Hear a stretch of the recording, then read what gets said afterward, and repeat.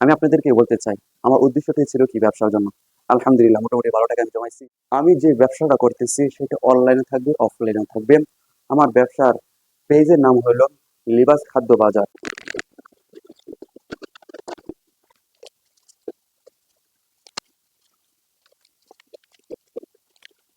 আর এই ভিডিওটা কি পরে দেওয়া হবে।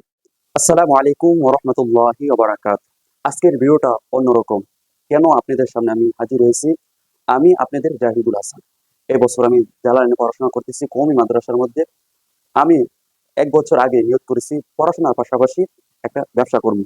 এর নিয়তে এর উদ্দেশ্য কিছু টাকা জমাইছি এটার মধ্যে, এই ব্যাংকটার মধ্যে। টাকাগুলো এখন আমি আপনাদের সামনে খুলে দেখাবো। আল্লাহ তাআলা আমার ব্যবসার মধ্যে বরকত দান করুক। আপনারা সকলে দোয়া করবেন।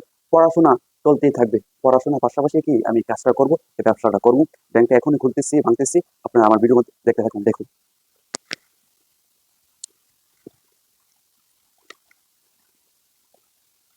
মায়া লাগতেছে, অনেক দিনে টাকা জমানো হচ্ছে নি, ব্যাংকটা কাটা লিতেছে, তারপর কাটতেছি, কারণ উদ্দেশ্য ছিল ব্যবসার।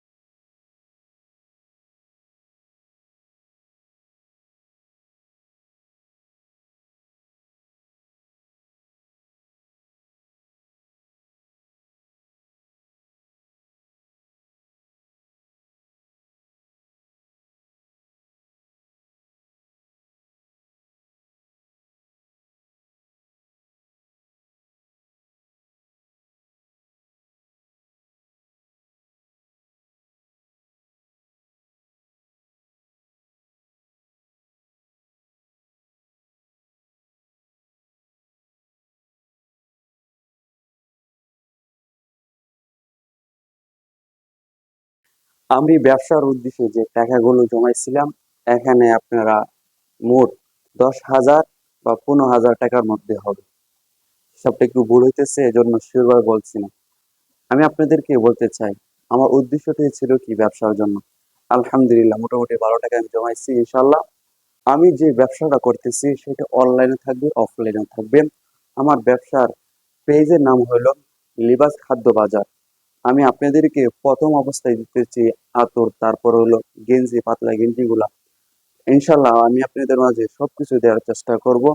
আমি আপনাদেরকে ভালো কিছু দেব।